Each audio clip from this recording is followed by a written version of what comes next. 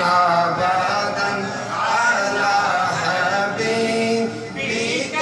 خير الخلق كلهم هو الحبيب الذي ترجى شفاعته هو الحبيب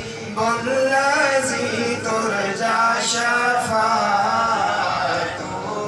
لكل حول من الأهوال مقتحم يا أكرم الخلق مالي من ألوذ به يا أكرم الخلق مالي من ألوذ به سواك عند حلول الحادث العمام مولاي صل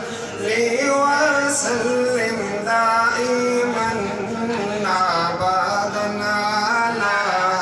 حبيبك خير الخلق كلهم